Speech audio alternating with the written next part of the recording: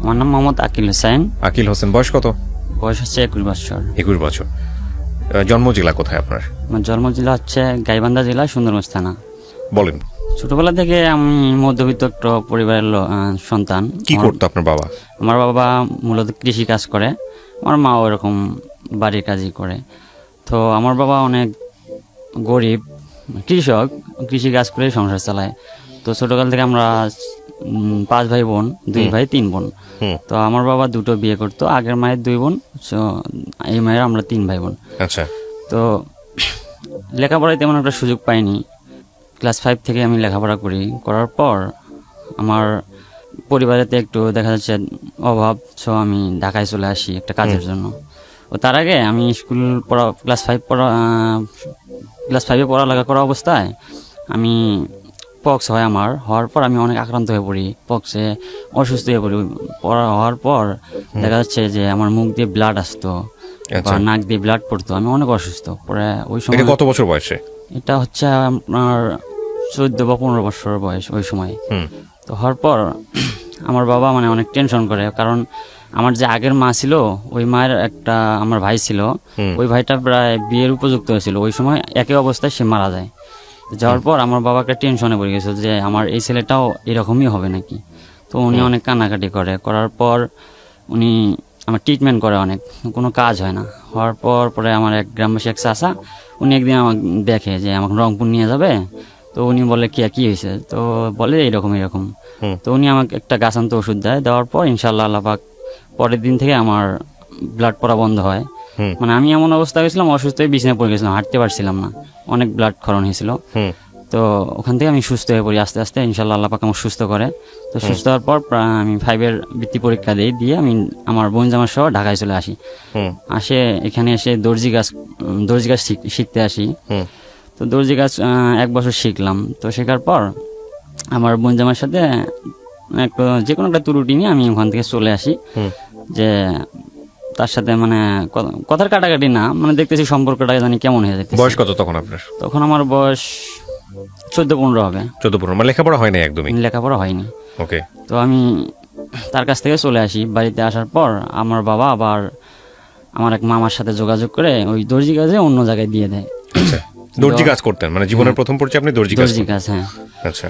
তো আমার ওই মামার সাথে আমি কাজ শিখি, সম্পর্কে মামা ডাকতাম, ওনার বাড়ি ছিল শরীয়তপুর। তো ওনার সাথে আমি কাজ শেখার পর আমি কারিগরি পাই। পরে আমি কাজটা আস্তে আস্তে রানিং করি, আমি একাই শুরু করে দিলাম। পরে হঠাৎ করে আমি 1 বছর কাজ করলাম ভালো।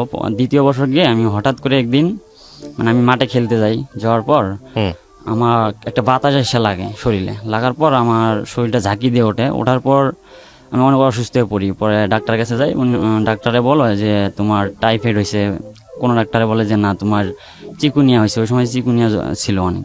চিকুনগুনিয়া? হ্যাঁ, চিকুনগুনিয়া। তো আমাকে অনেক ওষুধ দেয়, মানে অ্যান্টিবায়োটিক ওষুধ খাইতে প্রায় আমি 26 দিন ওষুধ খাই। খাওয়ার পর আমার জ্বর ভালো হয় না, দিন যায়, মানে শরীর অনেক ক্লান্ত হয় অ্যান্টিবায়োটিক ওষুধ খাইতে। তো কাশি হতো, অতিরিক্ত কাশি, এমন কাশি হতো মানে পেট চাইপা ধরে কাশতাম আর কান্না করতাম, মানে কাশতে কাশতে আমার বমি বের হয়ে যেত। তো ডাক্তাররা খালি ওষুধ দিয়ে কাজ হয় না। পরে আমি আমার মহাজনকে বলি যে ভাই আমি এখন বাড়িতে যাব, আমার আর কাজ করতে ভালো লাগতেছে না। ওই সময়টা জ্যাকেট শীতের মাল জ্যাকেট সিলেতাম। তো ওই ধুলাবালি ভিতরে মনে ঢুকছিল। তো আমি রংপুরে আমার নানা বাড়িতে যাই। ওখানে গিয়ে আমি আবার ডাক্তারকে দেখে, তো জ্বরের ওষুধ দেয়, টাইফয়েড পরীক্ষা করলো যে না এগুলো কিছুই না। তো ওষুধ খাওয়া কোনো কাজ হয় না। পরে আমি বাড়িতে চলে যাই। যাওয়ার পর আবার বাড়িতে আমার বাবা আমাদের গ্রামে একটা প্রাথমিক ডাক্তার ছিল, ওনার কাছে নিয়ে যায়। তো উনি ওষুধ দেয়, ওই 1 সপ্তাহ ওষুধ খেয়েছি, কোনো কাজ হয় না। পরে আমি থানাহাট যক্ষা কেন্দ্রে গেলাম, ওখানে টেস্ট করার পর উনি ওখান থেকে বললো যে তোমার যক্ষা হয়েছে। তো যক্ষা হয়েছে, পরে আমাকে ওখান থেকে প্রায় 6 মাস চিকিৎসা দিল, ফ্রি চিকিৎসা। দৈনিক 3টা করে ট্যাবলেট খাইতাম, আর সাক্ষী নিয়ে ওষুধগুলো নিয়ে আসা লাগতো। পরে আমি 6 মাস ওষুধ খাওয়া অবস্থায় আমি বাড়িতে ছিলাম, বিশ্রামে ছিলাম, কোনো কাজকর্ম করতে দেওয়া হয়নি। তো ওই অবস্থায় যখন আমাদের বাড়ি কিন্তু চরে, মানে তিস্তা নদীর পাড়ে।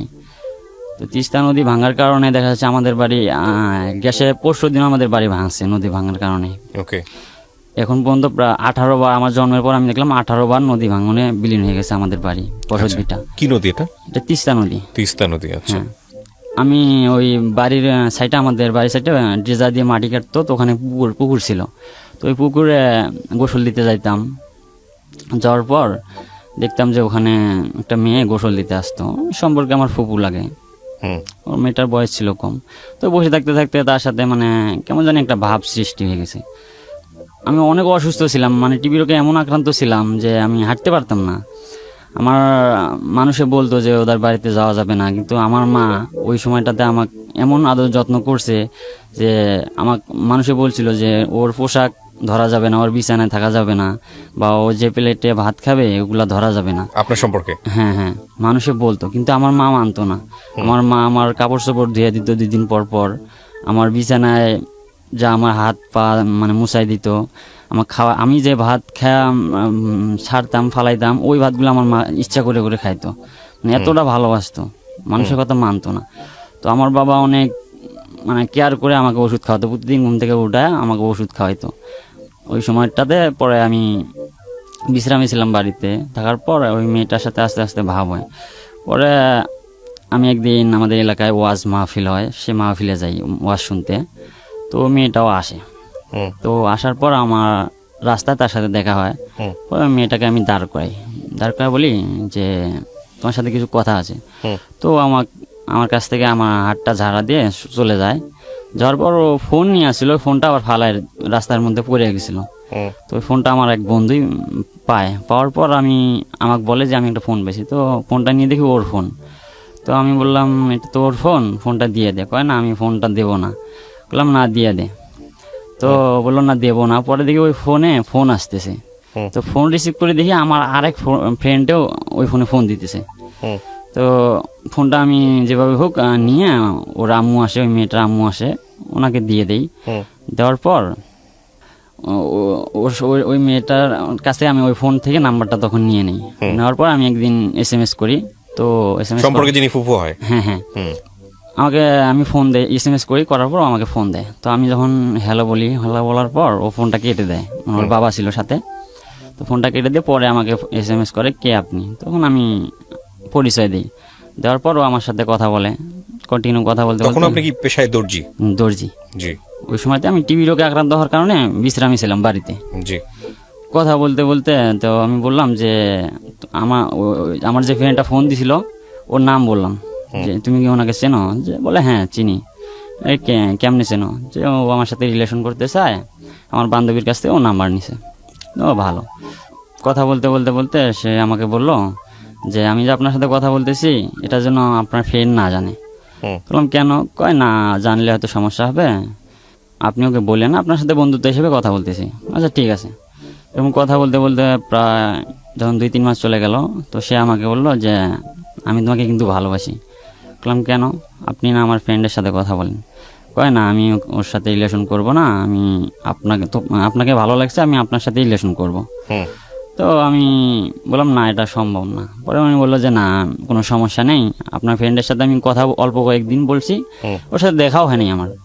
তো এরকম করে বলতে বলতে বলতে আমি রিলেশনে জড়াই গেলাম। আচ্ছা। জড়া যাওয়ার পর কিছুদিন 7 মাস রিলেশন করলাম ওর সাথে।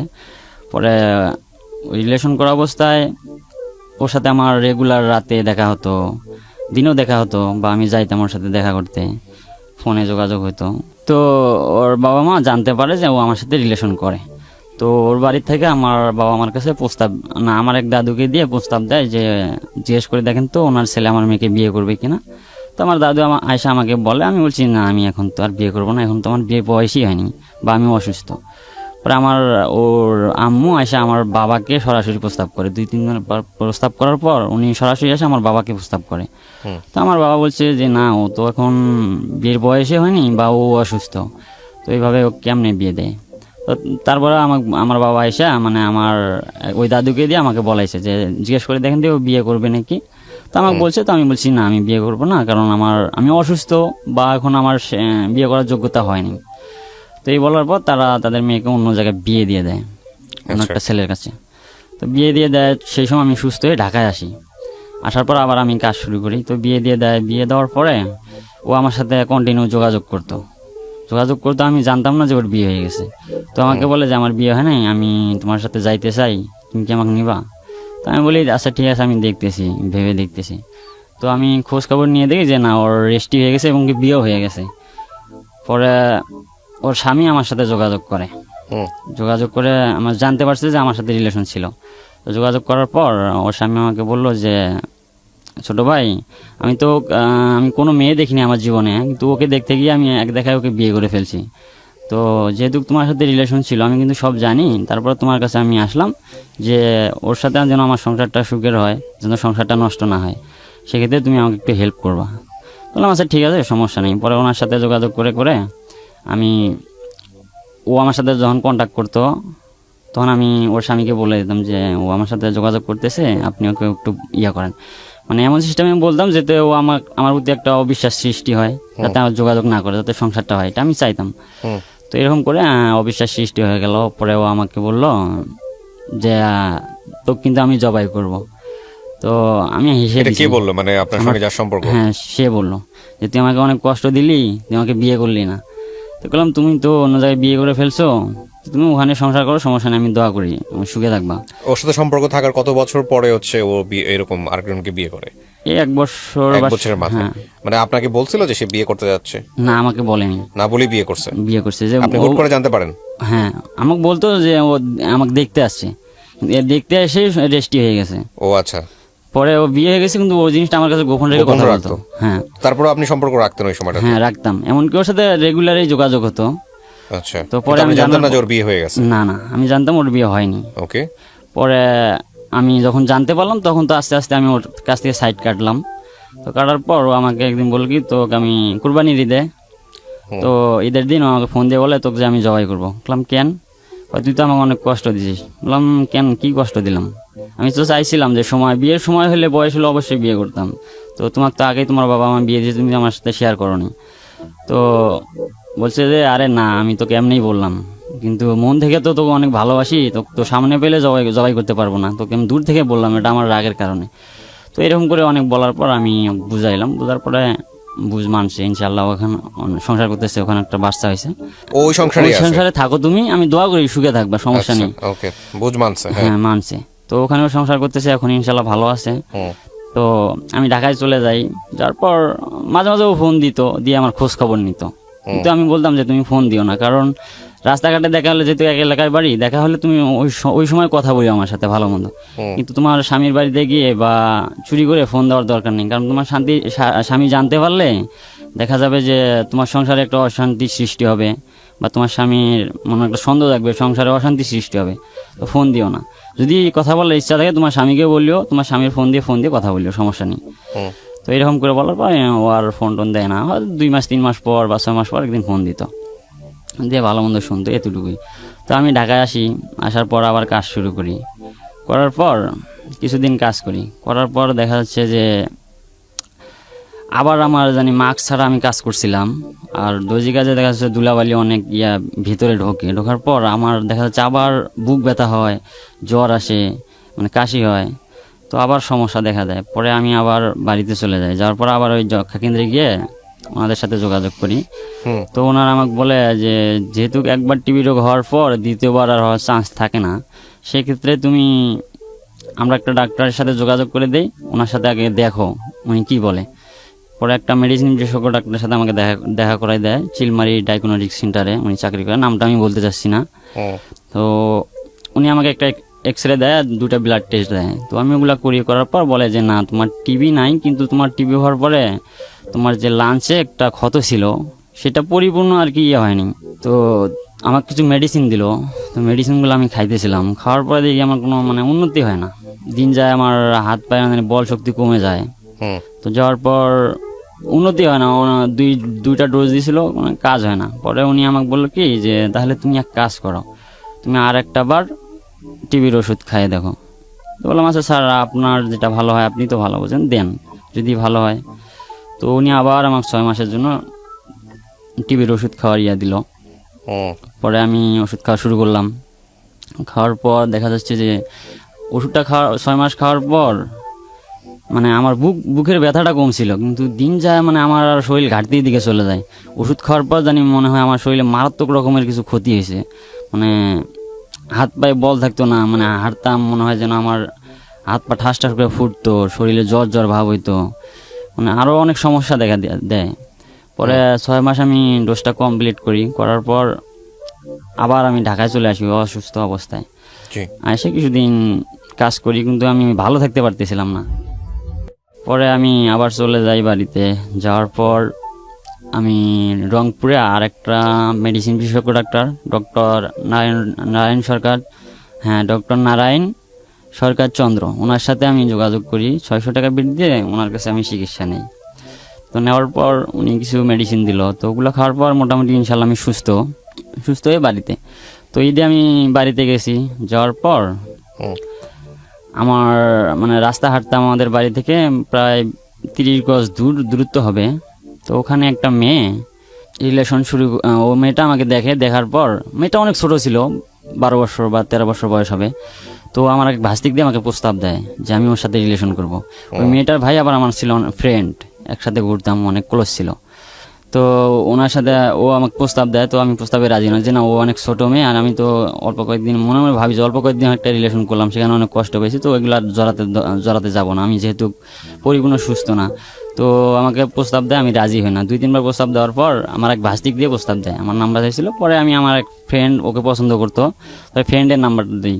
পরে ফ্রেন্ডের নাম্বার দেওয়ার পর ও ফোন দেয়, দিয়ে জানতে পারে যে ওটা আমার ফ্রেন্ড। পরে ও আবার না করে দেয় যে না আমি ওর নাম্বার চাই। পরে আমার ভাস্তি আসে আমাকে বলার পর আমি নাম্বারটা দিয়ে দিই। দেওয়ার পরও আমাকে ফোন দেওয়ার পর আমি বলি যে দেখো তোমার ভাই তো আমার ফ্রেন্ড, আর তোমার সম্পর্ক আমার সম্পর্কটা অন্যরকম, তো এভাবে তো এটা রিলেশন হয় না, তুমি অনেক ছোট। কয় না আমি তোমার সাথে রিলেশন করব। তো বললাম দেখো তুমি তো অনেক ছোট, এখন তোমার মানে বিবেকটা ঘুমান্ত অবস্থায়, তুমি এখন রিলেশন আবেগের ঠেলায় করতে চাইতেছো। যখন তোমার বিবেকটা জাগ্রত হবে তখন তুমি কিন্তু আমাকে ছেড়ে চলে যাবে, তখন আমি কষ্ট পাবো বা মেনে নিতে পারবো না। তো বললো না আমি ছেড়ে যাবো না, আমি তোমার সাথে রিলেশন করবো। তো আমি অনেক বুঝাইলাম, তো মানে না। তো বললাম আচ্ছা ঠিক আছে তুমি কথা বলো, দেখি কি হয়। আর কথা বলতে বলতে ওর সাথে রিলেশন হয়ে গেল, 7-8 মাস রিলেশন হয়ে গেল। হওয়ার পর কন্টিনিউ ওর বাড়িতে যাইতাম, দেখা করতাম। দেখা করার সময় দেখা যাচ্ছে ওর ভাই থাকতো, মাইন্ড করতো না, কেউ জানতো না যে আমি রিলেশন করি। তো একদিন হঠাৎ করে গ্রামের মধ্যে মানে ওর সাথে আমি আমার এক চাচার বাড়িতে কথা বলি, দেখা হয়। ওখানে গিয়ে আমার চাচাতো বোনের বান্ধবী, তো ওখানে গিয়ে কথা বলি। কথা বলার পর মানুষ, এলাকার লোক দেখতে পারে যে আমি ওর সাথে কথা বলতেছি, গ্রামের মধ্যে বাড়িতে এসে দেখে যে আমি ওর সাথে কথা বলতেছি। তো মানুষে অন্য একটা মাইন্ড করে নেওয়ার পর আমি ওখান থেকে বের হয়ে আসি। আমার এক দাদু এসে আমাকে বের করে দেয়। তো আমি বের হয়ে দেখি যে গ্রামের মধ্যে সবার মুখে মুখে যে অমুকের মেয়ে, অমুকের ছেলে, অমুকের ঘরের মধ্যে বসে কথা বলতেছে বা ধরা পড়ছে। আচ্ছা। তো এই অবস্থায় পরে আমি বাড়িতে যাই না ভয়ে, অনেক দেরিতে বিকাল টাইমে আমি বাড়িতে যাই। যাওয়ার পর দেখি আমার আম্মু আমার সাথে কথা বলে না, বাবাও কথা বলে না। আমি বুঝতে পারছি যে এই খবর বাড়িতে আসছে। তো সন্ধ্যা হয়ে গেল। সন্ধ্যা হওয়ার পর আমি বাজারে যাব। তো ওই সময় আমার ওই প্রেমিকা আমাকে ফোন দিয়ে বলে যে তুমি কই আছো? তো আমি বাজারে। তো কয় আমার এক চাচির সাথে তুমি কথা বলো। তো কথা বললাম। তো দাদি বললো যে তুই কি ওকে বিয়ে করবি? বললাম বিয়ে করার তো বয়স এখনো হয় নাই, যদি বয়স হতো তাহলে বিয়ে করতাম। তো কয় তাহলে এগুলো যে হলো মানুষে বলতেছে তুমি ওকে বিয়ে কর। তো বললাম দেখি। তো এগুলো বলার পর ও ফোন দিল। তো আমাকে ফোন ধরে বলে যে তুমি কি আমাকে বিয়ে করবে না? বললাম হ্যাঁ করবো। তো কয় যদি তুমি আমাকে বিয়ে করো তাহলে এই মুহূর্তে নিয়ে চলো আমাকে, আর না হলে আমি কিন্তু আত্মহত্যা করব।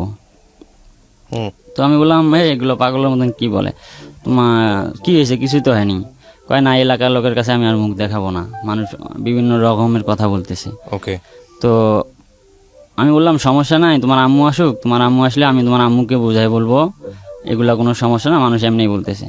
তো ওর আম্মু মানে মাঠের কাজে থেকে আসার পর ওর আম্মু ওর কাছ থেকে শুনে আমাকে ফোন দেয়। তো আমি বলি যে না এগুলা মানুষ এমনিই বলছে, আমি ওর সাথে এমনি কথা বলছিলাম। তো ওর আম্মু বললো তুমি কথা বলবো, আমার বাড়িতে এসে কথা বলতা, মানুষের বাড়িতে কেন গেছো? আর মানুষের এক একজনে এখন এক একটা কথা বলতেছে। তো অনেক আমাকে বুঝার পর ওকে বুঝ দেয়। তো বুঝ দিয়ে ও নিয়ে যায় ওর মামার বাড়িতে। তো ওখানে নিয়ে যা অনেক বুঝ দেয়। তো বুঝ দিতে প্রায় ওখানে 3-4 দিন ছিল। তো আমি ওর সাথে আর কি দেখা করতে গিয়েছিলাম ওখানে ওর মামার বাড়িতে। দেখা করতে গেছি, ওর মামার বাড়িটা ছিল ধূপনি নামে একটা জায়গায়, ওখানে ওর মামার বাড়িতে আমি খোঁজ নিয়ে নিয়ে যাই ওর সাথে দেখা করতে। তো দেখা করতে গিয়ে ওর মামা নিয়ে আমাকে দেখে যে আমি ওখানে আছি, পরে আমাকে ডাক দেয়, আমি বলি যে হ্যাঁ আমি এখানে আসছি ওর সাথে দেখা করতে। হুম। পরে ওর মামানি বলে হ্যাঁ তোমার এত বড় সাহস, তুমি এখানে আসছো দেখা করতে? আমি বলছি না, শুধু ওর সাথে একটু দেখা করে আমি ঢাকায় চলে যাবো, আর বাড়িতে থাকবো না। আচ্ছা। তো ওর মামানি আমাকে বলে হ্যাঁ তোমার এত বড় সাহস, তুমি ওর সাথে দেখা করতে আসছো? পরে ওর মামানি আমাকে বেশ কয়েকটা ছেলে ফেলে দিয়ে আটকাই দিল, দিয়ে বলছে থানায় ফোন দিল, ধূপনি থানায় ফোন দিল যে তোমাকে আমি পুলিশের হাতে তুলে দেবো ইফটিজিং এর মামলায়, দাঁড়াও। আচ্ছা। তো ফোন দিল। তো ওই সময় একটা লোক আসলো, ভদ্রলোক, ওনার নামটা ছিল সানা ভাই, উনি হেলথের চাকরি করতো সুন্দরগঞ্জে। হুম।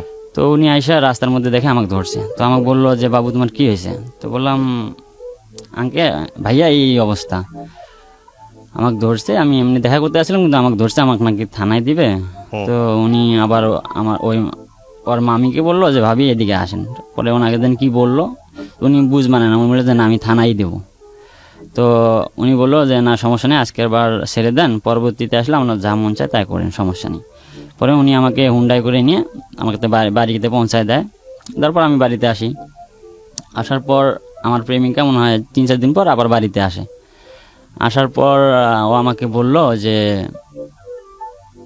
আমার না রমজান মাসে আমার খালাতো ভাই দিয়ে বিয়ে ঠিক হয়ে গেছে। হুম। তো বললাম তোমার 13 বছর বয়স, 13 বছর 6 মাস ওই সময় বয়স, এই সময় তোমার বিয়ে দিয়ে দিবে? কি বলো পাগলের মতো? কয় না আসলে আমাকে বলে নাই, কিন্তু বলছে আমি শুনছি তাই তোমাকে বললাম, এখন কি করবা? আমি কই কি করব? কয় রমজান মাস পর্যন্ত সময়, ও রমজান মাসে ও ঢাকা থেকে আসলে আমাকে বিয়ে দিবে। তো ওর খালাতো ভাইয়ের সাথে নাকি, ওর খালাতো ভাই আবার আগে একটা বিয়ে করছিল রিলেশন করে, ও রিলেশন করে বিয়ে করছিল, করার পর ওই মেয়েটা নাকি আবার কিছুদিন সংসার করার পর অন্য একটা ছেলের সাথে রিলেশন করে চলে গেছে। তো ওই মেয়ে দিয়ে মানে ওর খালা আর ওর আম্মুর সাথে মানে একটা কন্ট্যাক্ট ছিল যে তোর মেয়েটা বড় হলে আমার ছেলেকে দিয়ে তোর মেয়ের বিয়ে দেবো। তো ওটা আমি জানতাম না, তো জানলে হয়তো আমি রিলেশনটা কন্টিনিউ করতামও না। তো ও আমাকে বলেনি। তো ও আইসা আমাকে ওইরকম করে বললো যে আমার বিয়ে ঠিক হয়ে গেছে রমজান মাসে, তুমি এখন কী করবা, আমাকে নিয়ে চলো, আমি তোমাকে ছাড়া বাঁচবো না। তো এরকম করে যখন বললো তখন আমি বাড়িতে, তো আমি ওকে বললাম যে আচ্ছা ঠিক আছে আমি দেখতেছি। পরে আমি বাড়িতে আমার বাবা ওর আম্মুর কাছে প্রস্তাব দিল, আমি বলার পরে প্রস্তাব দিল, দেওয়ার পর অন্য জনক দিয়ে প্রস্তাব দেওয়াইছে, আমার দাদাকে দিয়ে। উনি বলছে যে না আমি বিয়ে দেবো না। তো আমার বাবা নিজে গেছে যে দেখেন আপনার মেয়ের সাথে আমার ছেলের রিলেশন, এটা সবাই এখন গ্রামে সবাই জানছে, তো আমি ছেলের বাবা হয়ে আপনার কাছে সরাসরি আসলাম, আমি মানুষ পাঠার দরকার নাই, আমি নিজে আসলাম, আপনি আপনার মেয়েটাকে দেন, শুধু আপনার মেয়েটাকে দেন আমার ছেলের কাছে, আমি বিয়ে দিয়ে যা করার আমি করব, কিচ্ছু লাগবে না। তো উনি বললো যে না আমি বিয়ে দেবো না, আমার মেয়ে এখনো ছোট। তো বলে ঠিক আছে যদি বিয়ে নাই দেন তাহলে তো আর জোর করার কিছু নাই, তবে পরবর্তীতে যদি কোনো দুর্ঘটনা ঘটে, হয়তো আমি এখন আপনার কাছে আমি আছি, তখন কিন্তু আপনি আমার কাছে যাইতে পারবেন না, বা আমি আমার ছেলেকে অনেক শাসন করছি, তারপরেও যদি কিছু করে তখন কিন্তু আমার কাছে আর যাইতে পারবেন না, বা আমি এর জন্য কোনো কিছু দায়ী নিতে পারবো না, আমি আমার ছেলেকে অনেক বুঝাইছি, শাসন করছি। তো উনি বললো যে না আমি বিয়ে দেবো না, আমার মেয়ে ছোট। তো এরকম করে আমি ঢাকায় বাড়িতেই ছিলাম। তো আমার স্ত্রী বলল যে প্রথম রমজানে ও বাড়িতে আসবে, আসলে আমার বিয়ে হয়ে যাবে, সব কিছু কমপ্লিট। তো আমাকে বলে আমাকে নিয়ে চলো। পরে আমি ওকে নিয়ে ওকে বললাম আচ্ছা ঠিক আছে তাহলে আমি যাবো। পরে দিন ঠিক করলাম, দিনটা ঠিক করে ওকে বললাম তাহলে চলো। পরে ওকে নিয়ে ও বললো কেমনে যাব, তুমি দেখো কেমনে পারো। পরে ওর আম্মু মাঠে গেছে, চরের মধ্যে জমিতে কাজ করতে গেছে, ওই সময় প্রাইভেটে গেছে, প্রাইভেটে গিয়ে ওই দিক দিয়ে পরে চলে আসছে। আমি আবার একটা অটো ঠিক করে রাখছিলাম, ও অটোতে করে আমরা দুজনে উলিপুরে আসি। উলিপুর থেকে আমি একটা বাস নিয়ে আমার ফুপুর বাড়িতে যাই, দিনাজপুর, যেখানে আমি আমার জন্মের পরে কখনো যাইনি। আমি আমার ফুপুকে বলছি ফুপু আমি আসতেছি আপনার বাসায়। তো উনি বললে যে আচ্ছা আসো, অনেক দিন পর আসতেছো। তো বারবার আমাকে ফোন দিতেছে, দেওয়ার পর বললো যে কই তুমি? পরে বললাম আমি দিনাজপুর আসি। তো আমার ফুফাতো ভাইকে রিসিভ করতে পাঠায় দেয় আমাকে। তো আসে দেখে যে আমার সাথে একটা মেয়ে। পরে নিয়ে বাসায় গেলাম। পরে আমার ফুপু জিজ্ঞেস করলো যে এটা কে। পরে আমি কিছু বলি না, শুধু হাসি। তো হাসার পর বললো যে কে বলো। পরে বললাম এরকম এরকম, ওকে আমি নিয়ে আসছি। পরে আমার বাড়িতে যোগাযোগ করলো, তো আমার বাবা জানতে পারলো। জানার পরে আমার বাবার সাথে কথা বলার পর, তো আমার ফুপা ছিল মুক্তিযোদ্ধা। তো উনি বলছে যেহেতু বয়স কম, এটা কিভাবে কি করা যায়, সম্ভব না তো, বিয়ে শাদীর ব্যাপারে এগুলা হবে না। তো তারপরে আমি আমার শ্বশুরবাড়িতে আবার আমার বউ একটা চিঠি লিখে আসছিল যে আমি আকিল হোসেনের সাথে ঢাকায় যাইতেছি, তোমরা আমাকে আর খোঁজ করিও না, আমি আর বাড়িতে আসবো না, আমি ওকে বিয়ে করব। এই জন্য ওর সাথে চলে গেলাম। এই চিঠিটা আমার শাশুড়ি দেখার পর কিছু লোকজন আমার ওই ফুপুর বাড়িতে ঠিকানা দেয় যে আমি দিনাজপুর যাইতেছি।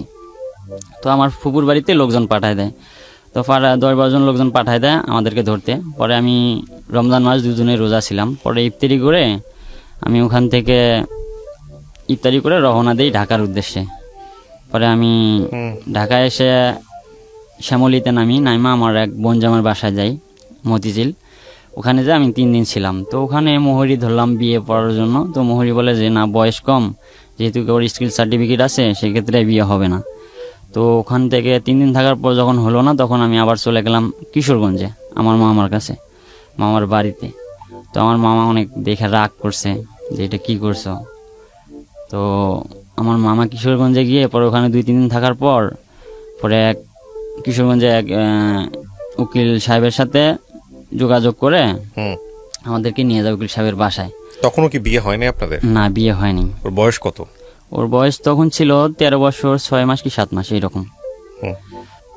কোর্টে নাই আমাদেরকে, উকিল সাহেবের বাসায় নেওয়া হয়। তো নিয়ে ওখানে আমাদের বিয়েটা সম্পূর্ণ করা হয় কোর্ট ম্যারেজ করে। কাজী সাহেব ডাক দিয়ে রেজিস্ট্রি করা হয়। ওখানেই বিয়ে শাদী কমপ্লিট করে আমরা চলে আসি। আপনাকে কোর্টে কে বিয়ে দিল এভাবে? বিয়েটা দিচ্ছে হচ্ছে উকিল সাহেব কিশোরগঞ্জেরই। উনি সবকিছু দায়িত্ব নিয়ে করে দিছে। টাকা নিছে আমার কাছে মনে হয় 10,000 কি 8,000 টাকা ওই সময় নিছিল, আমার সঠিক খেয়াল নেই। তো উনি বিয়েটা করে দেয় কোর্ট ম্যারেজ করে।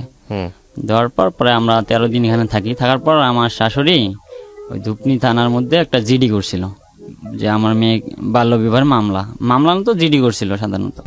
জিডি করার পর পরে আমার বোনই আর কি আমার ওই শাশুড়ির সাথে কন্ট্যাক্ট করে যে ছেলে মেয়ে তো যেখানে হোক আছে, আমার কাছে আছে, তো আপনারা মীমাংসা হন।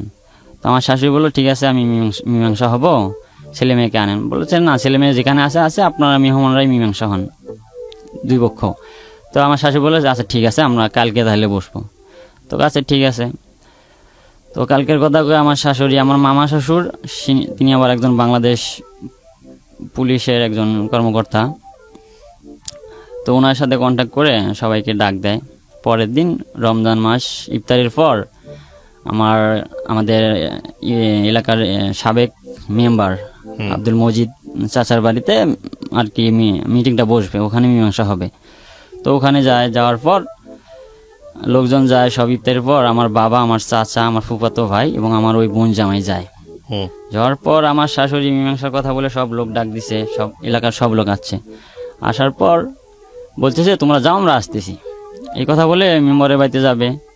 তো আমার শাশুড়ি ওখানে ধুপনি থানা থেকে সিভিলে 4 জন পুলিশ নিয়ে আসে রাখছিল, এটা হয়তো কেউ জানতো না। তো আমার বাবা যখন ঘরের দরজায় যায়, আমার বাবা, আমার চাচা, আমার বোন জামাই যাওয়ার সাথে তাদেরকে অ্যারেস্ট করে ফেলে। আচ্ছা, ওই মিটিংয়ের মাঝখান থেকেই অ্যারেস্ট করার পর সব লোক অবাক হয়ে গেছে যে এটা কিভাবে সম্ভব, মানে কেউ আর কিছু বললো না ওখানে। তো অ্যারেস্ট করে নিয়ে চলে যায় ধুপনি থানাতে। যাওয়ার পর পরে আবার আমরা আমাদের লোকজন দিয়ে যোগাযোগ করি। যোগাযোগ করার পর ওনারা বললো যে না, আমরা ছাড়বো না, আমরা করে দেবো, মানে ছেলে মেয়ে হাজির করার পরে আমরা ওদেরকে ছেড়ে দেবো, আনাতে ছাড়বো না, চালান করে দেবো। তো আমার এক আত্মীয় ছিল, ওনার সাথে যোগাযোগ করার পর উনি ওই ধুপনি থানা থেকে ট্রান্সফার করে সুন্দরগঞ্জ থানায় নিয়ে গেছে। আমার 4 জন আসামিকে নিয়ে যাওয়ার পর সুন্দরগঞ্জ থানা থেকে পরে বলছে যে দেখো, তোমাদেরকে ছাড়া হবে, কিন্তু তোমাদেরকে কথা দিতে হবে, ছেলে মেয়েকে হাজির করতে হবে, যেহেতু 2 জনেরই বয়স কম। তো 13 দিন পর পরে আমার বাবা কথা দিয়েছে যে ঠিক আছে, আমরা হাজির করব। পরে আমার বাবাকে ছেড়ে দিল। দেওয়ার পর পরের দিন আমরা চলে গেলাম বাড়িতে সুন্দরগঞ্জে। যাওয়ার পর নাসির সাহেব নামে একটা লোক ছিল, উনি সব কিছু হেল্প করছে আমাকে। উনি পরে আমার ওই ওসি সাহেবের সাথে যোগাযোগ করে ওসি সাহেবের কাছে আমার স্ত্রীকে রিটার্ন দিয়ে দিল। দেওয়ার পর বলল যে আমার শাশুড়ি বলছে যে দেখেন ওর তো বয়স কম, ওকে আমরা নিয়ে যাই, নিয়ে যা রাখি, লেখাপড়া করুক, যদি ওর পূর্ণ বয়স হয়ে যায়, যখন সাবালিকা হবে, ও যদি ইচ্ছা করে ওর কাছে যাবে তো যাবে, সমস্যা নেই। তো বললো ঠিক আছে। ওই কথা বলে তারা নিয়ে গেল। আমি আমার মতো আমাদের বাড়িতে আসলাম। আসার পর 3 মাস কি 4 মাস পর আমার আমার বউয়ের সাথে তখন আমার কন্ট্যাক্ট নেই, যোগাযোগ করতে দেয় না। তো 3-4 মাস পর আমি হঠাৎ করে একদিন শুনি, না ও আমাকে ফোনে পরে যোগাযোগ করলো, রেগুলার কথা হয়, চুরি করে করে কথা বলে আমার সাথে। তো হঠাৎ করে একদিন শুনি যে ও নাকি বিয়ে হয়ে গেছে। ওর খালাতো ভাই যে ছিল, ওই খালাতো ভাই দিয়ে ওর বিয়ে হয়ে গেছে। তো বিয়ে হয়ে গেছে, তো আমি বললাম যে তোমার যে বিয়ে হয়ে গেছে, আমাকে তো ডিভোর্স করলা না, আমি ডিভোর্স লেটার তো পাইলাম না, কেমনে বিয়ে হলো? আর তোমার আম্মু বললো যে তুমি নাবালক, এই বলে থানায় থেকে নিয়ে গেল। নিয়ে যাওয়ার পর তুমি আবার কেমনে সাবালিকা হলো? আবার তোমার আম্মু তোমাকে কেমনে ওখানে বিয়ে দিল? কারণ তখন আপনি কই? তখন আমি বাড়িতে পালিয়ে থাকেন নাকি জেলে পড়ছেন তখন? না, আমি জেলে ছিলাম না, আচ্ছা, আমাকে ধরতে পারে নাই। আমি আপনার বাবা মা তখন জেলে? না, আমার ও পরের দিনই ছেড়ে দিছে। দেওয়ার পর আমি বললাম যে তোমার মামা তিনি একজন থানা পুলিশ, তোমার আম্মু শিক্ষিত, তিনি একজন ওয়ার্ড ভাইস চেয়ারম্যান, তো তোমার ফ্যামিলিটা পুরাই শিক্ষিত। আমি না হয় অশিক্ষিত, ভুল করে নিয়ে গেছিলাম, তোমাকে নিয়ে বিয়ে করছিলাম। তো আমি তো থানার মধ্যে গিয়ে সেটা ভুল স্বীকার করে তোমাকে জমা দিয়ে আসলাম। আর তোমার আম্মু বললো যে না, আমি সাবালক না হওয়ার পর্যন্ত আমি ওকে লেখাপড়া করাবো। তো কিভাবে তোমাকে আবার তোমার খালাতো ভাইয়ের সাথে বিয়ে দিয়ে দিল? তো দেওয়ার পর এই কথা বলার পর বললো আমি তো এসব জানি না। তো বললাম তুমি তাহলে বিয়ে বসলা? তো না, আমাকে জোর করে করাইছে। তো জোর করে করাইছে, বললাম আচ্ছা ঠিক আছে। কাজী দিয়ে বিয়ে পড়াইছে না কোর্টে? কয় না, কাজী দিয়ে। যেদিন তোমাকে ডিভোর্স করাইছে ওই দিনেই বিয়ে পড়াইছে। তো 3 মাস। তো ওই সময় ও যখন আমার কাছে ছিল, তখন 3 মাস পর ও মানে ওখানে যাওয়ার পর ওর পেটে বাচ্চা ছিল, বাচ্চা কনসেপ্ট করে ফেলছিল ওই সময়। তো বাচ্চাটা 3 মাস পর ওর আম্মু নষ্ট করে ফেলার পর ও অনেক অসুস্থ হয়, হাসপাতালে নেওয়া হয়। পরে ওর আম্মুকে আমি ফোন দিলাম যে ও কই, ও অনেক অসুস্থ, ওর ব্লাড হইতেছে, তো হাসপাতালে আছে, ওর সাথে এখন যোগাযোগ করতে, কথা বলা যাবে না। বললাম আচ্ছা ঠিক আছে। তো ওইভাবে কিছুদিন গেল, তারপর অসুস্থ হয়ে বাসায় ফিরে আমাকে ফোন দিয়ে বলে যে পরে ওর জিএসসি পরীক্ষা, পরে 5 মাস পর ও পরীক্ষা দিতে আসলো ওদের বাড়িতে, আমাদের কাশিম বাজারে। তো জিএসসি পরীক্ষা দেওয়ার পরও আমার সাথে রেগুলার যোগাযোগ করতেছে, কন্টিনিউ কথাবার্তা হইতেছে। তো আমাকে বলে যে আমি তো তোমার কাছে যাব। আমি বললাম কেন, তোমার তো ওই জায়গায় বিয়ে হয়ে গেছে, তুমি আবার আমার কাছে আসবা কেমনি? তো বললো যে না, আমি তো ওকে স্বামী হিসাবে মেনে নিতে পারছি না, আর যেহেতু আমি তোমার সাথে রিলেশন করছি, আমি তোমার সাথে থাকতে চাই, তোমার সাথেই বাঁচতে চাই, আমি তোমার কাছেই যাব, তুমি আমার স্বামী, আমি ওকে স্বামী হিসাবে মেনে নিতে পারি না। আমি যদি নাবালক হয়ে থাকি বা আমার যদি স্বামীর প্রয়োজন হয়, তাই আমি তোমার কাছেই যাব। আমার জীবনে যদি স্বামী লাগে তো আমি তোমাকেই নিয়ে থাকবো, আমি ওকে স্বামী হিসাবে মেনে নিতে পারছি না।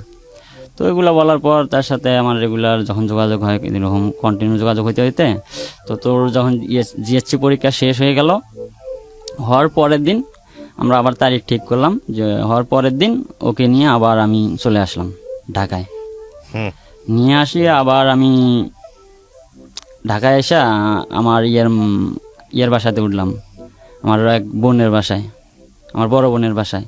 তো ওখানে কিছুদিন থাকার পর আমি চলে যাই আবার আমি কিশোরগঞ্জে চলে যাই।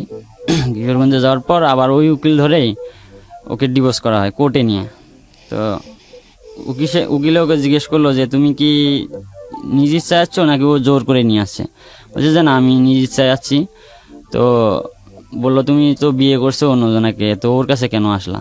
তো বললো যে না, আমি ওকে স্বামী হিসেবে মেনে নিতে পারছি না, আর আমাকে ওখানে জোর জুলুম করে ডিভোর্স করে ওকে দিয়ে বিয়ে দেওয়া হয়েছে। তো কোর্টে এগুলা মানে অনেক লোকজন বসা ছিল, তো ওরা সবাই শুনলো ওর মুখে। তো শুনে ও নিজ ইচ্ছায় ও ডিভোর্স করলো ওর খালাতো ভাইকে। ডিভোর্স করে পরে আবার পুনরায় আমার সাথে বিয়ে দিয়ে দিল। আবার নতুন করে কোর্ট ম্যারেজ করে বিয়ে করলাম। করার পর ভালোই ছিলাম, প্রায় 1 মাসের মতন ভালোই ছিলাম। থাকার পর হঠাৎ করে একদিন আমার বাবাকে ধরে নিয়ে গেল পুলিশে বাজার থেকে। এই বিয়ে করার কারণে? হ্যাঁ, আর বাবাকে তো আবারও ধরে নি, আগেও ধরে নিয়ে আগে ধরছিল একবার।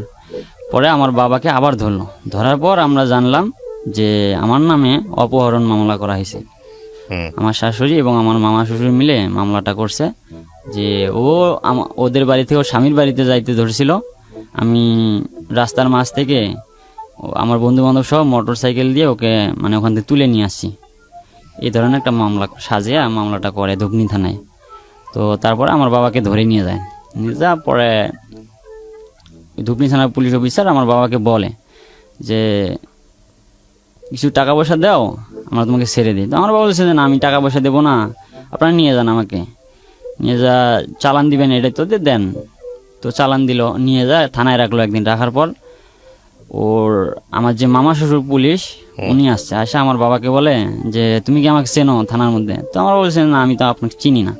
হুম তো আমার মামা শ্বশুর বলে যে আমি নরিনের মামা, আমি কিন্তু এবার কিন্তু তোমার যে কাশিম বাজার যে চর আছে এই চর কিন্তু ওলট পালট করে দেব। তো আমার বাবা বলছে দেন, আপনার ক্ষমতা আছে আপনি দেন। আমার বাবা জেলেই তখনও। তো একদিন থাকার পর পরে চালান করে দেয় কোর্টে, গাইবান্ধা কোর্টে চালান করে দেওয়ার পর ওখানে 26 দিন ছিল। তো আমার শাশুড়ি ওই মামলাটা মানে বিচার চাওয়ার জন্য অনেক করছে যে চালু চালু বিচার হয় না কেন।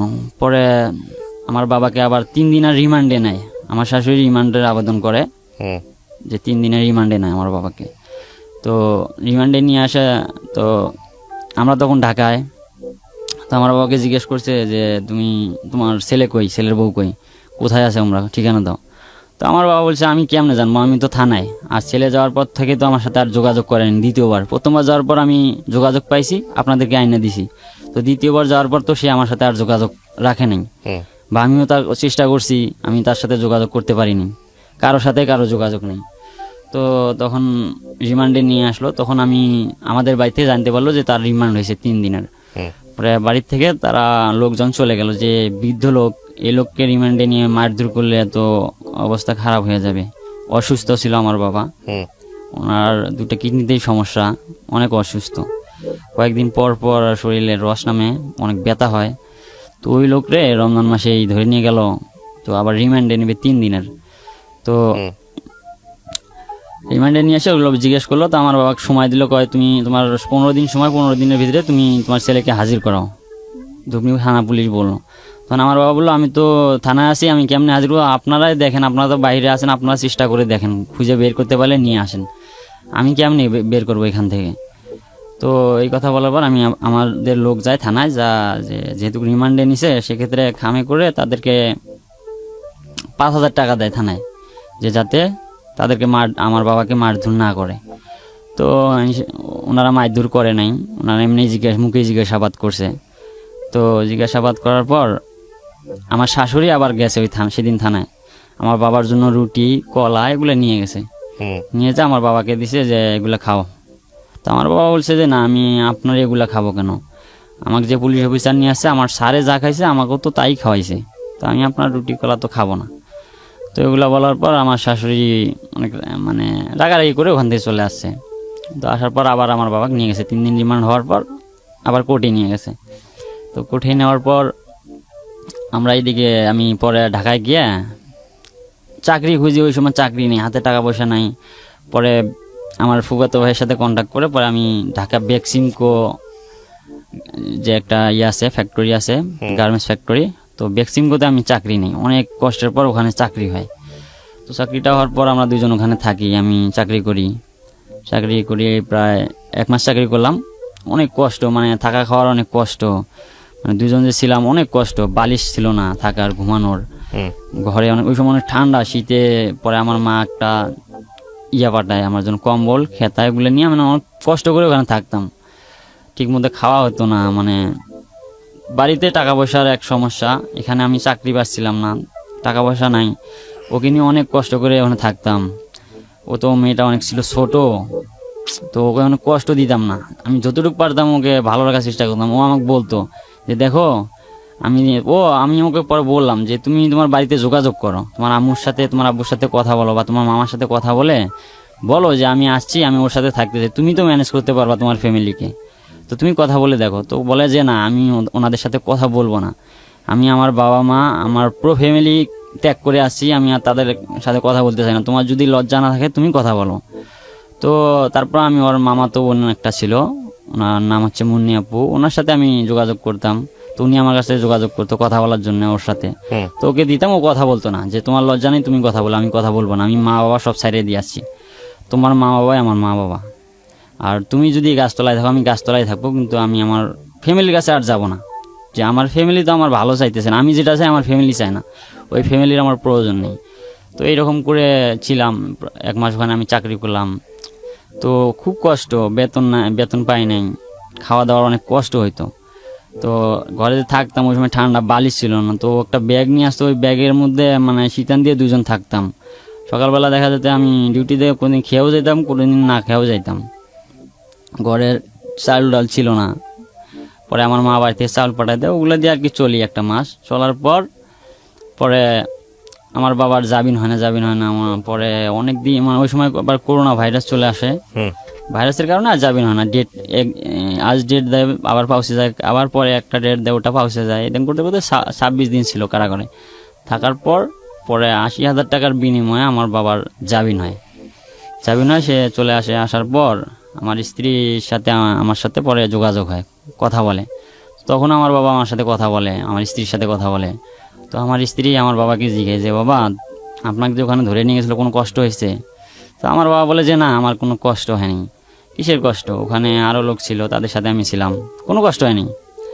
তো আমি এগুলা মানে পাশ থেকে বলে দিতাম যে শোনো দেখি ওখানে কীরকম কষ্ট হয়েছিল, বাবাকে তো ধরে নিয়ে গেছিলো, তুমি একটু শোনো, আমি তো আর শুনতে পারতেছি না। তো ও বলতো, আয়সা বলতো যে কীরকম কষ্ট হয়েছিল। না, আমার কোনো কষ্ট হয়নি, ভালোই ছিলাম। তবে তোমরা দুজন যেন একসাথে থাকো, কোনো দিন যেন আর দুজনের মধ্যে ঝগড়া না হয়, বা দুজনকে সারাসারি না হয়। আমার যা হয়েছে এই কষ্ট আমি মেনে নিতে পারবো যদি তোমরা দুজন একসাথে থাকতে পারো, বা তোমাদের সংসার যদি সুখের হয়। আমার কষ্ট কোনো কষ্ট না। তো এরকম করে দিন যাইতেছে। আমার বাবা বের হয়ে আসার 20-25 দিন পর আমার বাবা আমাকে বললো যে দেখ, ও আসামি দিছিল আমাকে 1 নাম্বার। আমার একটা ফ্রেন্ড ছিল, ও আমার সাথে ঘোরাফেরা করতো, সন্দেহজনকভাবে ওকেও দিছে। ও কোরআনে হাফেজি পড়তেছে, ও দিছে 2 নাম্বার আসামি। ওর বাবাকে দিছে 3 নাম্বার, না আমার বাবাকে দিছে 3 নাম্বার, ওর বাবাকে দিছে 4 নাম্বার, আমার আম্মুকে দিছে 5 নাম্বার। তো আমার বাবাকে ধরার পর পুলিশ আসতো, আইসা হামকি ধামকি দিত। আমার আম্মু আবার পালাতো, বাড়িতে এসে ভয় দেখাইতো, এলাকার লোককে ভয় দেখাইতো। তো তারপর 26 দিন পর আমার বাবা যখন আসলো কারাগার থেকে, আসার পর 15-20 দিন পর আমাকে বললো যে যেহেতু তোমরা আসো ওখানে চাকরি করতেছো, চাকরি করো, যেহেতু তোমার নামে এখনো মামলাটা আছে, তো এই মামলাটা কিভাবে শেষ করা যায় এটার জন্য আমরা দেখতেছি। তুমি আর কতদিন পালায় থাকবা, যেহেতু সংসার করে খাইতে হবে। তো পালায় যদি তুমি একদিন ধরা পড়ো, তখন আবার জিনিসটা কেমন হয়ে যাবে। কষ্ট আমি পাইছি, টাকা তো গেছেই, তো তোমার জামিনের জন্য করি। আমি বলছি যে না, আপনাকে জামিন করার টাকা পয়সা নষ্ট করা লাগবে না, আমি এদিকে আসি থাকি এই অবস্থায়। তো আমার বাবা বললো যে না, ধরা পড়লে তো সমস্যা হয়ে যাবে, কষ্টটা কী জিনিস আমি তো বুঝি, আমি তো ওখানে গিয়েছিলাম।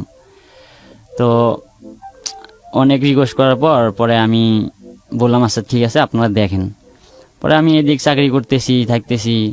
পরে আমার বউ 1 মাস থাকার পর বললো যে না, আমি আর ঘরে বসে থাকবো না, আমি চাকরি করব। পরে আমার বাবা রাগ হয়েছে, এই তোমার তো বয়স কম, এতটুকু একটা মেয়ে তুমি চাকরিতে যাবা, মানে তোমার দরকার নাই, তুমি থাকো 4-5টা মাস কষ্ট করে ওখানে থাকো, থাকার পর আমি তোমাকে নিয়ে আসবো বাড়িতে। তো ও বলছে যে না, আমার আর একা একা বসে থাকতে ভালো লাগে না, আমি চাকরি নেব। তো আমি না করি, অনেক না করার পর ও বলে যে না, আমি চাকরি নেবই। তো গার্মেন্টসে যায়, ও তো বয়স কম, চাকরিতে নেয় না। আমার 2টা ভাবি ছিল, ওই ভাবির সুদে। তখন আপনি কি করতেন? দর্জিগিরি? না, আমি চাকরি করতাম গার্মেন্টসে। আচ্ছা। আমার ভাবিক সহ ও যায় বেক্সিমকোর, আর একটা ছিল বেক্সিমকোরের শাখা, ওটা সেরামিক্স লিমিটেড নামে একটা ছিল, ফ্যাক্টরি ছিল। তো ওখানে সকল প্রকারের লোককে নেয়, একটা ছোট থেকে শুরু করে বৃদ্ধ লোকদের পর্যন্ত।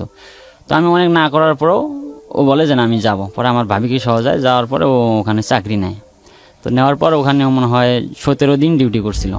ডিউটি করার পর বাড়ি থেকে ফোন আসলো যে তোমাদেরকে আসতে হবে, কিছুদিনের ভিতরে আসতে হবে বাড়িতে। বললাম কেন? তোমার জামিন হবে, জামিন করার জন্য আমরা গাইবান্ধায় এসপি স্যারের সাথে কথা বলছি, তো এসপি স্যারে তোমাকে ডাক দিলে তুমি আসবা। আইসা শুধু এসপি স্যার বলছে শুধু 2জনে সাইন করে চলে যাবা। তো ওর একটা স্যার ছিল, ওর যে গার্লস স্কুলে পড়তো, ওই আশরাফ বিএসসি নামে আমার এক চাচা ছিল, আমার সম্পর্কে চাচা ওর স্যার। তো ওনার সাথে যোগাযোগ করলাম, উনি বললো হ্যাঁ সমস্যা নাই, তোমরা আসো, আইসা সাইনটা দিয়ে চলে যাবা। তো আচ্ছা ঠিক আছে। পরে আমি এখানে একদিন ফোন দিল, পরে আমি গার্মেন্টসে ছুটি নিলাম, 3 দিনের ছুটি নিয়ে চলে গেলাম বাড়িতে, যা ওক নিয়ে চলে গেলাম। পরে আমার ডাক দিল, চলে গেলাম। সেদিন ছিল বৃহস্পতিবার। তো আমি গাইবান্ধায় যাই, যাওয়ার পর আমার ওই যে ইন্সপেক্টর আমার বাবাকে অ্যারেস্ট করে নিয়ে যায়, তো ওনার সাথে ওই এসপির যোগাযোগ হয়। তো উনি আমার স্ত্রীকে ওখানে যাওয়ার পর উনি নিয়ে নেওয়ার পর উনি জানি ওনাকে কি বলছে, বলার পর সেদিন সারাদিন ছিলাম কোর্টে। তো কোর্ট বন্ধ হয়ে গেল, রাতের 8টা বেজে গেছে। তো ওই সময় ওকে কোর্টে নেওয়া হলো, শুধু ওকে আর আমার বাবা, আমার চাচা জেঠু সবাইকে। নেওয়ার পর কোর্টে গিয়ে ম্যাজিস্ট্রেট মানে ওই এসপি আর ওই ইন্সপেক্টর জানি ও কি বলছে, যে এইভাবে বলবা যাতে কোনো সমস্যা না হয়, ও শিখাই দিছে। তো কোর্টে গেল রাত্রে 8টা বাজে, ওনার দুপুরে গেছে, রাত 8টা পর্যন্ত আমি বাইরে, ওর সাথে আর কোনো দেখাও নাই, কথাও নাই, আমার বাবা আমার চাচারা ওর সাথে। তো কোর্টে ম্যাজিস্ট্রেট ওর কাছে স্টেটমেন্ট নিয়েছে, ও স্টেটমেন্ট দিছে, যে ম্যাজিস্ট্রেট জিজ্ঞেসে যে তোমাকে জোর করে তুলে নিয়ে যাওয়া হয়েছে, যে ও বলছে যে না, আমি আমার স্বামীর কাছে নিজ ইচ্ছায় গেছি। তো তুমি তো বিয়ে করছিলা, বলছে যে হ্যাঁ, আমার প্রথমবার এরকম নিয়ে আসছে আমার স্বামী, নিয়ে এসে বিয়ে করছে, করার পর আমার বাবা মা তার কাছ থেকে নিয়ে এসে আবার তাকে জোর করে আমাকে ডিভোর্স করে আমার খালতো ভাইয়ের সাথে বিয়ে দেওয়া হয়েছে। তো আমি তাকে স্বামী হিসেবে মেনে নিতে পারি নাই। আমি আবার আমার প্রথম স্বামীর সাথে যোগাযোগ করে, তারপর ম্যাজিস্ট্রেট কি বলেছে সবকিছু শোনার পরে? তিনি শোনার পর তিনি বলল, যে ম্যাজিস্ট্রেট বলল যে ঠিক আছে, তোমার আম্মু তো এই মামলা করছিল, অপহরণ মামলা, যে তোমাকে তুলে নিয়ে যাওয়া হয়েছে। তো তুমি যেটা বললা সেটা তো সে হিসেবে তো ছেলের দোষ নাই। তো ঠিক আছে, এখন কি তুমি ওর সংসার করতে চাও? তো বললো হ্যাঁ, আমি ওরই সংসার করব, ওর সাথে গেছি, ওরই সংসার করব। তো তখন আমার বললো, ম্যাজিস্ট্রেট বললো, তাহলে না, তোমার তো এখনো সেই বয়সটা হয় নাই, তো তোমার আম্মু তোমার আব্বু যেটা বলবে তোমাকে সেটাই শুনতে হবে। তো তোমাকে এখন তোমার আব্বু আম্মুর সাথে তাদের বাড়িতে যাইতে হবে।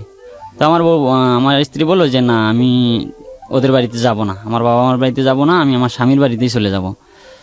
কারণ আমার বাবা মা তো আমি যাকে চাই তারা তো সেটা বোঝে না। ওখানে নিয়ে যাওয়ার পর আবার ওকে ডিভোর্স করে আবার ওই জায়গায় বিয়ে দিবে, আমি জানি। আমি ওখানে যাব না, আমি আমার স্বামীর কাছ থেকে আসছি, আমি আমার স্বামীর কাছে চলে যেতে চাই। তো অনেক জোরাজুরি করার পর আমার শাশুড়ি, তারপরে আমার ওই খালা শাশুড়ি, যার ছেলে দিয়ে ওর বিয়ে হয়েছিল, তো উনি গেছে, ওনারা মানে আমার স্ত্রীর হাত ধরে টানাটানি, এক পর্যায়ে ওখানে ধস্তাধস্তি শুরু হয়। তো আমার স্ত্রী আমার ওই খালা শাশুড়িকে একটা ধাক্কা দেয়, দিয়ে বলে যে তোমরা সবাই যাও, আমি তোমার কাউকে চিনি না, যে আমি আমার স্বামীর কাছে গেছি, আমি ওখানেই থাকবো, তোমাদের কেউকে আমি চিনি না।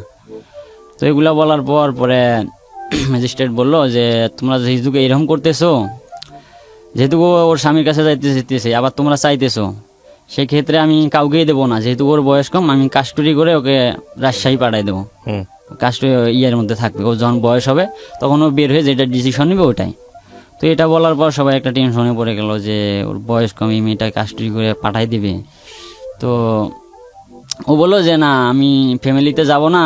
তো ও আর আমিও বললো যে আমি আসছি কিন্তু এখানে মীমাংসা হইতে, তো আমাকে মীমাংসা করে দেন। তো ম্যাজিস্ট্রেট বললো যেহেতু মীমাংসা হইতে আসছেন, তো ঠিক আছে, তার তো আর কোনো কথাই থাকে না, তো মীমাংসা হয়ে যান। তো বলছে ঠিক আছে। তো আমার স্ত্রী বললো যে মীমাংসা হোক আর যাই করুক, আমি কিন্তু আমার ফ্যামিলিতে আগেই যাব না, প্রয়োজনে আমি ওই যে আমার ওর স্যার ছিল যে আশরাফ বিএসসি স্যার, আমি ওনার সাথে ওনার বাড়িতে যাব, ওনার বাড়িতে থাকবো। পরের দিন যদি লোকজন পাঠায়া নিয়ে আসে আমাকে, ওখান থেকে আমি আসবো, আগে আমি যাব না। তো মাঝখান থেকে যে ওই যে ধুপনি থানায় যে রাজেন্দ্র স্যার ছিল, যিনি আমার বাবাকে অ্যারেস্ট করে, ওই রাজেন্দ্র স্যার বললো যে না, কারো কাছে যাওয়ার দরকার নাই, ও আমার সাথে আমার বাসায় যাক, আজকে আমার বাসায় থাকবে। আর আমার বাবাকে বললো, আমার চাচাদেরকে বললো যে তোমরা কালকে 5-7 জন লোক নিয়ে আইসা খাওয়া দাওয়া করে বউ নিয়ে যান। তো ওখানে তো আর কিছু করা থাকলো না, তো আমার বউকে নিয়ে চলে গেল ওনাদের বাসায়। তো রাস্তায় আসলাম, আমরা আইসা আবার ধুপনিতে দেখা করলাম ওর সাথে। তো বললো যে হ্যাঁ, তোমরা কালকে আসো, ওর মামা আসলে তোমরা 2-4 জন লোক এসে খাওয়া দাওয়া করে বউ নিয়ে যান। তো বললাম আচ্ছা ঠিক আছে। পরে আমরা কোর্ট থেকে বাড়িতে গেলাম, যাওয়ার পর রাত্রে থাকলাম, পরের দিন ফোন দিলাম। তো ফোন দেওয়ার পর রাজেন্দ্র স্যার বলে যে ওর মামা তো এখনও থানাতেই আছে ডিউটিতে, উনি আসতে পারে নাই, তো উনি পরশু দিন আসলে তোমরা পরশু দিন আসো। আচ্ছা ঠিক আছে, আমরা পরশু দিন যাব। তো পরশু দিন ফোন দিলাম, তো বলে যে না এখন একটু সমস্যা আছে, আপনারা মঙ্গলবারে আসেন। তো এরকম করে ডেট দেয় দিতে দিতে প্রায় 15-20 দিন যখন হয়ে গেল, তখন আমরা বুঝলাম যে না ওনারা আর আমাদেরকে দিবেন আমি আমার স্ত্রীকে। তো ধুকনি থানার থেকে আমার ওই দারোগা সাহেব উনি আমার এক বোন জামাইকে ফোন দেয়, দিয়ে বলে যে আকিল হোসেনের বউকে দেওয়া হবে, তবে তোমরা কিছু টাকা নিয়ে আসো থানার মধ্যে। নিয়ে আসলে আমি দিয়ে দেবো, আমি নিজে থুই আসবো ওর বাড়িতে। আপনি কি বর্তমানে এই মেয়েটার সঙ্গে সংসার করছেন, মানে যাকে আপনি বিয়ে করেছিলেন? না, ওর সাথে আমার সংসার নেই। ওখানে নিয়ে যাওয়ার পর ওকে আবার আমার সাথে আমার ডিভোর্স করিয়ে ওর খালাতো ভাইকে দিয়ে আবার পুনরায় বিয়ে দিয়ে দেয়। ওই যে লোকের কাছে ফার্স্ট বিয়ে সেকেন্ড বিয়ে হয়েছিল তার কাছে আবার দিয়ে দেয়। এখন ওখানেই আছে নাকি ওখান থেকে আবার আসছে? ওখানে আবার ও আসে, কিন্তু আমাকে ডিভোর্স লেটার দেওয়া হয়নি। আমি বলছি আমার শাশুড়িকে পরে বলছিলাম। আপনার ভবিষ্যৎ পরিকল্পনা কি, মেয়ে যদি আবার আপনার কাছে আসে আপনি তাকে বিয়ে করবেন? না, যেহেতু ওখানে সংসার করতেছে আর আমার কত ফ্যামিলি। বছর যাবত সংসার করতেছে ওখানে? প্রায় 1.5 থেকে 2 বছর হবে। 1.5 থেকে 2 বছর। তো আজকে আপনি গল্পটা কেন বললেন এখানে? গল্পটা এই জন্যই বললাম যে আমি তো অনেক ভুল করছি। ভুল বলতে আমি অল্প বয়সেই এগুলো করা আমার ঠিক হয় নাই, বা মেয়েটারও বয়স কম ছিল, না বুঝে আমি ওকে নিয়ে যাই বিয়ে করি। আমার সেই যোগ্যতা থাকতো অবশ্য হয়তো তারা মেনে নিত, কিন্তু আমার যোগ্যতা নেই বলে হয়তো মেনে নেয় নাই। আমি এই জন্যই গল্পটা বললাম যে আমার গল্পতে যে এই আমার মতো যারা আছে, ছোট ছোট ছেলে মেয়ে যারা স্টুডেন্ট লেখাপড়া করতেছে, তারা যেন আমার মতো আমার এই গল্পটা শুনে যেন তারা এই ভুলগুলা না করে, তারা যেন ওই ভুল থেকে সরে আসে। আর যদি তারা সরে আসে, তাতে আমি যদি অনেক কষ্ট পাইছি, আমি বেশ কয়েকবার আত্মহত্যা করতে গিয়েছিলাম যে না আমি আত্মহত্যা করবো, এই জীবন রাখবো না, অনেক কষ্টের জীবন। তো সেই সময় আত্মহত্যা করতে যাওয়ার সময় আমার একটা কথা মনে বললো যে না আমি তো ঢাকা FM 90.4 আমি জীবন গল্প নামে অনেক অনুষ্ঠান শুনছি, শোনার পর তো দেখছিলাম যে না অনেকে আত্মহত্যা করতে গিয়ে ফিরে এসছে, তাদের লাইফটা অনেক আরো ভালো হয়েছে। তো আমার লাইফটা তো কেবল শুরু, 21 বছর বয়স, আমি ইচ্ছা করলে এখান থেকে আবার আমার জীবন নতুন করে শুরু করতে পারি। তো সেক্ষেত্রে আত্মহত্যা আমি আর করি নাই। রাইট, আপনি যে কথাগুলো বলে দিয়েছেন সেগুলোই আমার কথা। আপনি যে গল্পটা বলতে আসছেন এটা অবশ্যই অনেক মানুষকে অনেক কিছু শেখাবে, এবং আমি মনে করি প্রিয় দর্শক এবং শ্রোতা যারা এই গল্পটি এতক্ষণ শুনছিলেন তাদেরকে শুধু একটা কথাই বলবো, আমাদের জীবনে যত রকমের ট্র্যাজেডি আছে তার মধ্যে ঘুরে ফিরে এই প্রেম ঘটিত ট্র্যাজেডি অনেক বেশি, এবং সেখানে বোঝাই যায় যে অপ্রাপ্ত বয়স্কদের এই ম্যাচিউরড আচরণ যেটা জীবনকে শেষ করে দিতে পারে। রাইট না? আপনার বয়স কত? আমার বয়স এখন 21 বছর। পুরো জীবনটাই সামনে পড়ে আছে। এই অভিজ্ঞতা যদি কাজে লাগিয়ে যদি সামনের জীবনটা সুন্দর করেন তাহলে আপনার জীবনটা অনেক সুন্দর হবে, ব্যাপারে কোনো সন্দেহ নাই। অনেক ধন্যবাদ আজকে আমাদেরকে এখানে সময় দেবার।